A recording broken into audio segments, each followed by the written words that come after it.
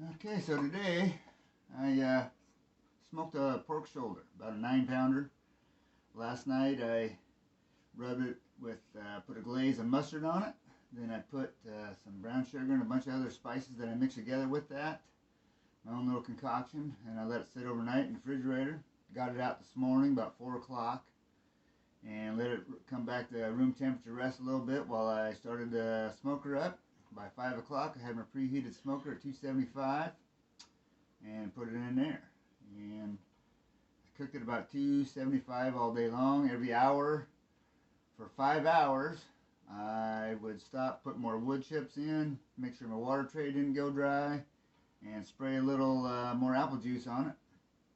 And then it got up to 145, so I took it out of there and I put it in some tin foil and rewrapped it in a tin foil boat, and I added about an inch of apple juice on the bottom of that, and I let her go till it hit about 195. When it hit 195 I pulled it off and I wrapped it in some towels and I drained the juice out and I put it in a cooler. Been resting for about an hour.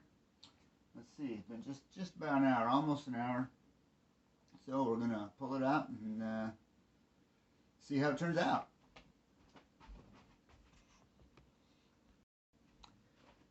Okay, well I got it out of the cooler. Still feels pretty warm, nice and warm. See how this turns out here. Ooh, smells delicious. Now I heard tell, if it's really good done, you should be able to pull the bone out. Well, looks like looks like that's pretty darn close right there. Yeah, it just fell right out. That's how you know it's done, let me tell you. I'll grab a couple forks I got here. Let's just start spreading it apart. See if it just spreads. Oh yeah. Oh, I don't know if you can see that. It's just so, it just comes right apart. Look at that. I wish I had the right tools. A layer of fat we can take off of there. Oh yeah. Beautiful. Just spreads apart. Alright, well, I'm going to shred that up a little more and we'll get back to phase 2. Well, while I'm pulling some of this apart, hard to get out of there without just falling apart. Look at that. It just comes apart so easy. Oh, it's beautiful.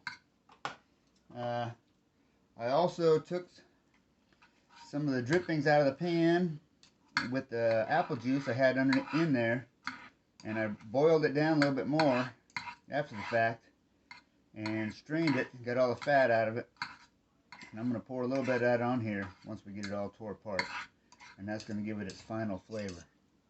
That'll be really good.